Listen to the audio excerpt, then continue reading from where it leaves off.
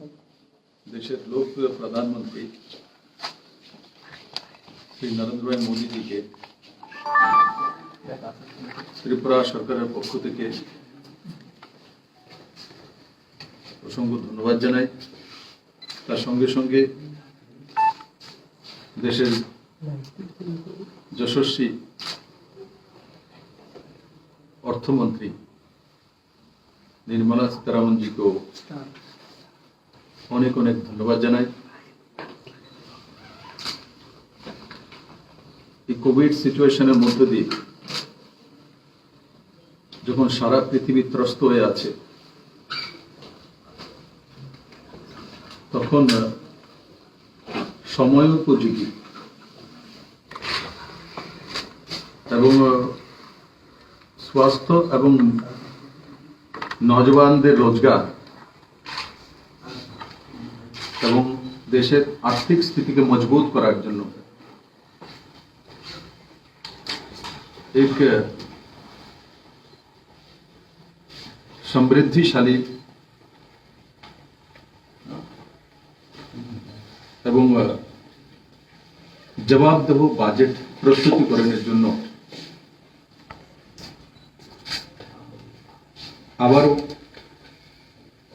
আমি শ্রীমতী নির্মলা সীতারামন জিকে অসংখ্য ধন্যবাদ জানাই।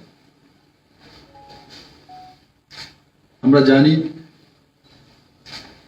যে কোভিড-19 এর অতিমারীর মধ্য দিয়ে 10 থেকে 11 মাস ওই সময় আমরা লক্ষ্য করেছি বিভিন্ন হেলথ ইনফ্রাস্ট্রাকচার এবং ক্রাইসিসের সম্মুখীন হয়েছে, কিন্তু তারপরেও মাননীয় প্রধানমন্ত্রীর প্রচেষ্টা এবং রাজ্য সরকারগুলির সহযোগিতা তা থেকে ভারতবাসীকে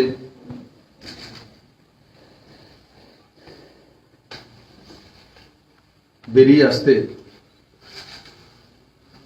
এবং তার সঙ্গে সঙ্গে দেশীয় দুটি ভ্যাকসিনস আমাদের সামনে চলে এসেছে এবং আমি আশা করি যে আমরা কম সময়ের মধ্যে এই যে ভ্যাকসিনেশন তার মাধ্যমে এই অতিমারী থেকে বেরিয়ে আসবো। তার জন্য আলাদা করে 35,000 কোটি টাকা বরাদ্দ করা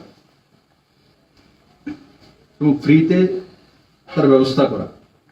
একসময় আমরা দেখেছি যখন বিহারে ইলেকশন হচ্ছিল তখন তাকে ইস্যু বানানো হয়েছিল যে ইলেকশন জেতার জন্যই মাননীয় প্রধানমন্ত্রীজি সেটা হয়তোবা বিহারের জন্য করবে বা ভারতীয় জনতা পার্টি তাতে ম্যানিফেস্টোতে রেখেছে, কিন্তু এমন নয়।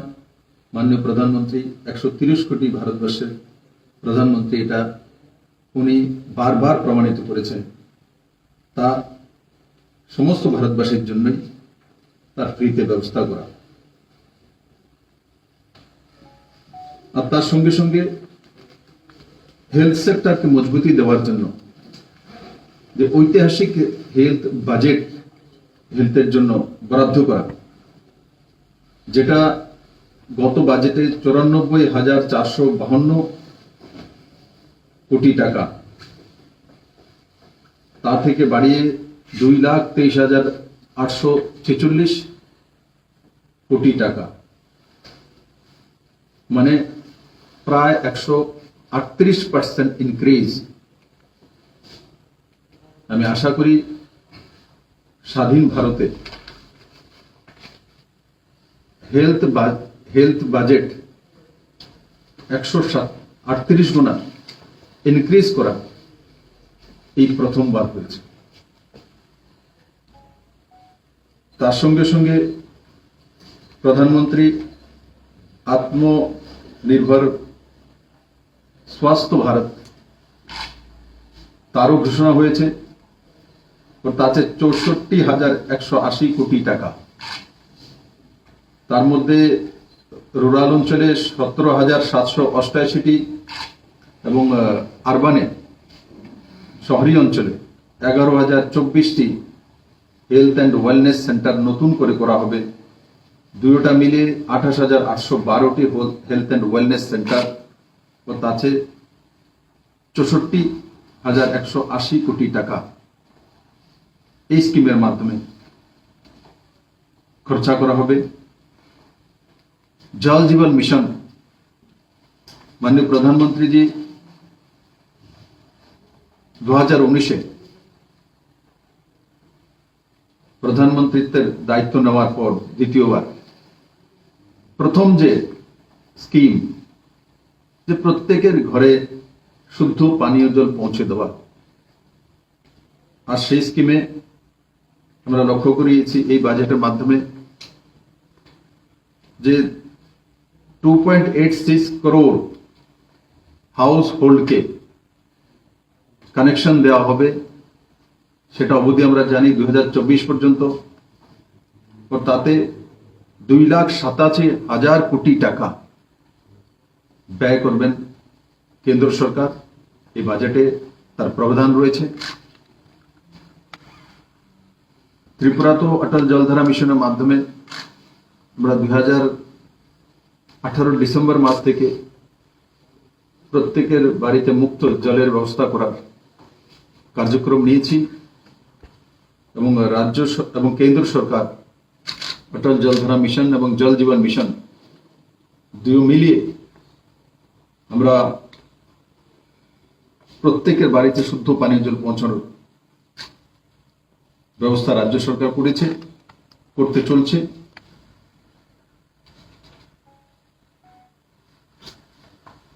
বন্ধুরা, কৃষি ক্ষেত্রে, এগ্রিকালচার সেক্টরে, প্রাইমারি সেক্টর, সেটাই হচ্ছে ভারতের আর্থিক যে মেরুদণ্ড, তার মূল মাপকাঠি। এই বাজেটও এগ্রিকালচারের যে ক্রেডিট টার্গেট, সেটা 16.5 লাখ করোড় ইনক্রিজ করা হয়েছে। তাতে ভারতীয় যে গরিব কিষানরা রয়েছেন তাদের আয় এবং ফসল দুটোই বাড়বে। এই বাজেটে আরেকটা বিষয় যেটা নতুন করে এসছে, ডেভেলপমেন্ট ফাইন্যান্সিয়াল ইনস্টিটিউশন, ডিএফআই। এই বাজেটে একটা নতুন দিক। আমরা রাজ্যগুলি ব্যাংক থেকে লোন নিয়ে থাকি, বরোইং ক্যাপাসিটি আমাদের কাছে থাকে 3% রয়েছে। এবার আরো 2% বাড়িয়ে দেওয়ার জন্য, তার জন্য কেন্দ্র সরকার কিছু প্যারামিটার রেখেছে। ত্রিপুরা সরকার অলরেডি 3টি প্যারামিটার ফুলফিল করে দিয়েছে, আরেকটা প্যারামিটার হয়তোবা 8-10 দিনে হয়ে যাবে। তো আরো 2% মানে 5% বোরিং ক্যাপাসিটি হবে। তো তারপরেও অনেক সময় দেখা যায় যে ইনফ্রাস্ট্রাকচারাল ডেভেলপমেন্টের জন্য, যেমন আমাদের যে টুডা আছে, তার আগে কোনো ছিল না এই ধরনের বডি ত্রিপুরাতে।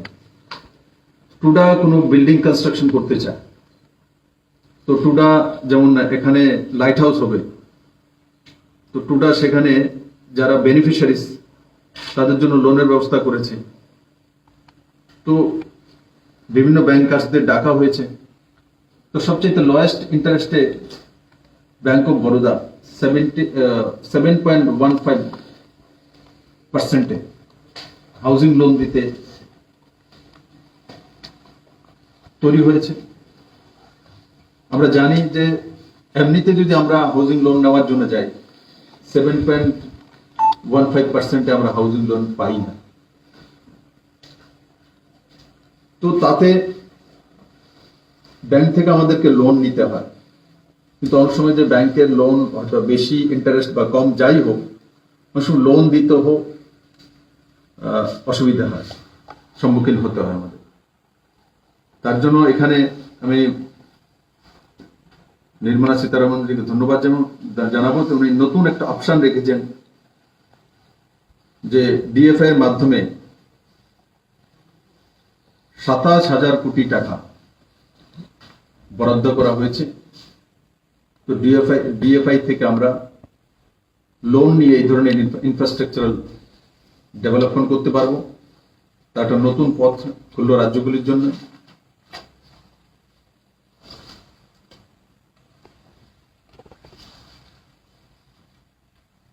আরেকটা বড় বিষয় যে পাবলিক ট্রান্সপোর্ট, এই বাজেটে 18,000 কোটি টাকা পাবলিক বাসেস দেওয়ার জন্য। আমরা তার আগে একটা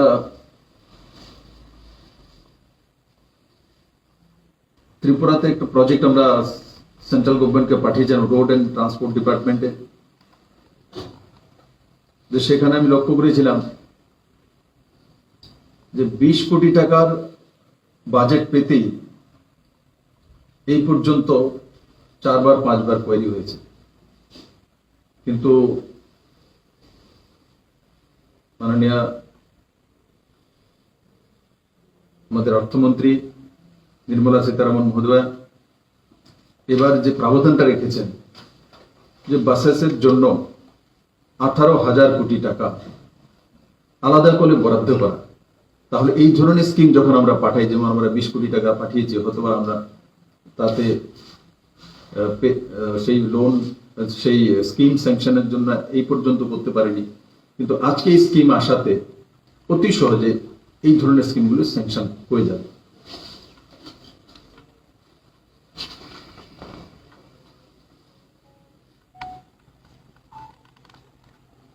আরেকটা বিষয়,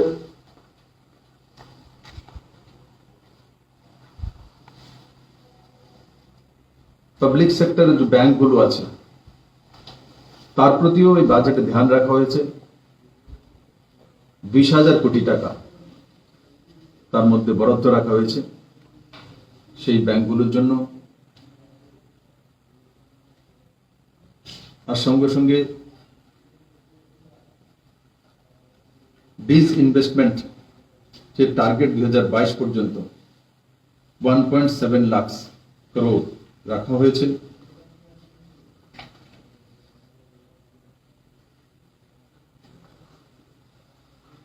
উজ্জ্বলা যোজনার বিষয়ে আমরা আগেই অবগত আছি, কিন্তু তার একটা লিমিট ছিল,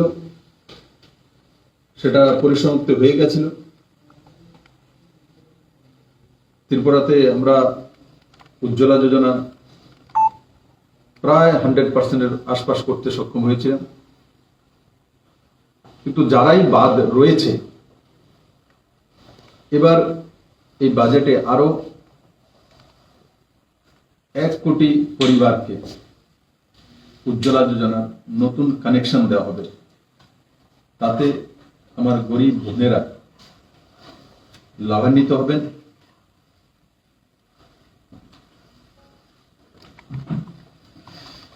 আরেকটা নতুন দিক এই বাজেটে, যে যারা সিনিয়র সিটিজেন,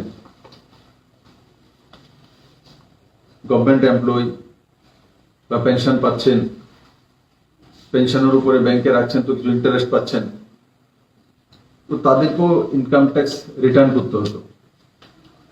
এবার এই বাজেটে তার পরিসমাপ্তি করে দেওয়া হয়েছে। এই ধরনের সিনিয়র সিটিজেনদেরকে কোনো ইনকাম ট্যাক্স রিটার্ন ভরতে হবে না। স্টার্ট আপের জন্য যেটা ট্যাক্স হলিডে 2021 পর্যন্ত ছিল, সেটা আরো 1 বছর বাড়িয়ে 2022 পর্যন্ত করে দেওয়া হয়েছে। আর ডেফিনিশন যে স্মল কোম্পানিজ, যে এমএসএমই এর মাধ্যমে আমরা ছোট কোম্পানিগুলোকে ইজ অফ ডুইং বিজনেসের মাধ্যমে রিল্যাক্সেশন দিয়ে তাদেরকে উৎসাহিত করা। তো তাতে আগে ছোট কোম্পানি ডেফিনেশনে কত টার্নওভার ছিল না, 50 লক্ষ টাকা পর্যন্ত ছোট কোম্পানিগুলিকে আমরা চিহ্নিত করেছিলাম, যাদের পুঁজি বা টার্নওভার 50 লক্ষ টাকা পর্যন্ত ইনভেস্টমেন্ট, সেগুলোই এই সুবিধাগুলো পাবে। আর তার উপর উঠে গেলে সে বড় কোম্পানি হয়ে যাবে, তার মধ্যে এই টার্মস এন্ড কন্ডিশন লাগবে। এই ছোট কোম্পানিগুলির যে টার্নওভার সেটা 50 লক্ষ টাকা থেকে বাড়িয়ে 2 কোটি টাকা করা হয়েছে। এটা একটা নজওয়ান যুবাদের জব ক্রিয়েটার হওয়া আর নিজে রোজগার করা, সেই দিকে বড় একটা উৎসাহ এবং বড় একটা ছাপ। কারণ কি কোথায় 50 লক্ষ টাকা পর্যন্ত আর কোথায় 2 কোটি টাকা করে দেওয়া হয়েছে, সরলীকরণ করে দেওয়া হয়েছে, যাতে আমরা ছোট ছোট যে এমএসএমই গুলো আছে সেগুলো যাতে নিজের পায়ে দাঁড়াতে পারি এবং সহজতর উপায় বিজনেস ডেভেলপমেন্ট করতে পারি। আরেকটা সুন্দর বিষয় উঠে এসছে যে 3,768 কোটি টাকা খরচা করে। এমনিতে মনে হয় যে ভারত সরকারের জন্য 3,768 কোটি টাকা এমন কি বিষয়, কিন্তু সেটা অনেক আগে করা উচিত ছিল। কিন্তু এবার বাজেটে তার প্রবধান আমরা লক্ষ্য করেছি যে আমাদের যে আগামী 2021 সেন্সাস হবে, তার জন্য এই 3,768 কোটি টাকা খরচা করে সেটা ডিজিটাল সেন্সাস করা। এটা ভারতবর্ষের আমূল পরিবর্তন আনবে। না হলে আগে কি সেন্সাস হতো কি টিলার মধ্যে দাঁড়িয়ে ওর বাড়িতে কি আছে, কটা ফ্রিজ আছে, কটা গাড়ি আছে, এটা বলতো দিকে কেউ বলে। এখন যখন ডিজিটাল আমরা ফলো করি 2011 সেন্সাসের সময়, তো 2011 সেন্সাস অনুসারে ত্রিপুরাতে যে আয়ুষ্মান ভারত যোজনা 20,56,000 বেনিফিশিয়ারি হতে পারে, কিন্তু এই পর্যন্ত আমরা 11.5 লাখ 12 লাখ পর্যন্ত পৌঁছেছি এবং 5 লাখ বেনিফিশিয়ারি নেই। তো ওই সেন্সাস যে ফিজিক্যালি সেন্সাস করলে কি হয় সেটার প্রমাণ একটা যোজনার মাধ্যমে আমি আপনাদের সামনে তুলে ধরলাম। যখন এই ডিজিটাল সেন্সাস হবে তখন ডেটা কারেক্ট হবে, আর সেই ডেটা দিয়ে আমরা যে কোনো পরিকল্পনা যখন করি, রাজ্য কেন্দ্র সরকার, আমরা সেন্সাসের উপরেই পরিসংখ্যানগুলি করি। সেন্সাসের যদি রিপোর্ট সঠিক থাকে তাহলে আমাদের পরিকল্পনাগুলি সঠিক জায়গায় পৌঁছে দিতে পারি। তো সেটা একটা বড় দিক। এমনিতে মনে হবে কিন্তু কেন্দ্র সরকারের জন্য 4,000 কোটি টাকা খরচা করবে, এটা কোনো ব্যাপার না। কিন্তু 4,000 কোটি বড় বিষয় নয়, সেন্সাস কিন্তু ডিজিটাইজেশন করা হবে, সেটা হচ্ছে বড় জিনিস। এতে আমাদের সমস্ত স্কিমগুলি, যে কোনো স্কিম, কারণ আমাদেরকে প্যারামিটার মানতে হয় সরকারগুলোকে, সেন্সাসকেই প্যারামিটার মেনে কাজ করতে হয়, সেটাকেই রিয়েল এবং অথেন্টিক মানা। তো আমি আশা করি এতে প্রত্যেকটি রাজ্য এবং কেন্দ্র সরকার এবং সর্বোপরি ভারতবর্ষের সাধারণ মানুষের লাভ হবে। আর এই বাজেট সর্বোপরি এক ব্যালেন্সিং এবং মানুষ যাতে সুস্বাস্থ্যের অধিকারী হয়ে উঠতে পারে, হেলথ সেক্টরকে ডেভেলপমেন্ট করা, এমএসএমই সেক্টরকে ডেভেলপমেন্ট করা, যারা বুজুর্গ রয়েছেন তাদেরকে রিল্যাক্সেশন দেওয়া, ওর সঙ্গে সঙ্গে কৃষকদেরকে আরো ঋণের ব্যবস্থা করা সহজ কিস্তিতে, আর উজ্জ্বলা যোজনার মাধ্যমে আরো 1 কোটি কানেকশন গরিব বন্ধুদের কাছে পৌঁছে দেওয়া। এই সবগুলো যদি দেখি তো কুল মিলিয়ে বাজেট জনতার হিতে বাজেট। আমি তার জন্য নির্মলা সীতারামন জিকে এবং দেশের লোকপ্রিয় প্রধানমন্ত্রী নরেন্দ্র মোদীজিকে ত্রিপুরা সরকারের পক্ষ থেকে অনেক অনেক ধন্যবাদ জানাই এবং সাধুবাদ জানাই। আপনার যে লক্ষ্য এক ত্রিপুরা শ্রেষ্ঠ ত্রিপুরা এবং মডেল স্টেট করা, সেই ক্ষেত্রে সেই লক্ষ্য পূরণে কতটা সহায়ক হবে? স্বাভাবিক এই বাজেটের মধ্যে বিশেষ করে এগ্রিকালচার সেক্টরে ঋণের যে ব্যবস্থা ইনক্রিজ করা হয়েছে, তাতে ত্রিপুরার প্রাইমারি সেক্টরে বড় মাত্রায় কৃষকরা রয়েছে। আর ত্রিপুরাতে 96% ছোট কৃষক, যার 1 একরের নিচে জমিন রয়েছে। তো স্বাভাবিকভাবে এই ঋণগুলিতে ত্রিপুরার কৃষকরা লাভান্বিত হবে। এমনিতেও বড় মাত্রা আমরা কেসিসি লোন দিয়েছি, ফসল বীমা যোজনা করে দিয়েছি, ফিশারের মাধ্যমে আমরা কেস কালচার শুরু করেছি, বায়োফ্লক শুরু করেছি, ফ্লোরিকালচার, আর বিভিন্ন যোজনার মাধ্যমে আমরা কৃষি সেক্টরে কাজ করছি। তো স্বাভাবিকভাবে কৃষিতে নতুন করে ঋণ ইনক্রিজ করে দেওয়া, বাজেট বাড়িয়ে দেওয়া, তাতে ত্রিপুরার কৃষকরা লাভান্বিত হবে। আর তার সঙ্গে সঙ্গে যে 50 লক্ষ টাকা থেকে বাড়িয়ে 2 কোটি টাকা যেটা করা হয়েছে ছোট বিজনেসম্যানদেরকে, আপনারা সবাই জানেন ত্রিপুরাতে ছোট বিজনেসম্যানই বেশি। যারা এই 50 লক্ষ টাকা থেকে বাড়িয়ে 2 কোটি টাকা করা হয়েছে, ত্রিপুরার ম্যাক্সিমাম 80% বিজনেসম্যান তার মধ্যেই সীমাবদ্ধ। তো সেই হিসাবে যদি দেখি, তো ত্রিপুরার 99% বিজনেসম্যান তাতে লাভান্বিত হবে এবং এতে আমাদের যে ইন্ডাস্ট্রিয়াল সেক্টরের যে গ্রোথ, সেটা 2 গুণা 3 গুণা 4 গুণা হওয়ার সম্ভাবনা রয়েছে।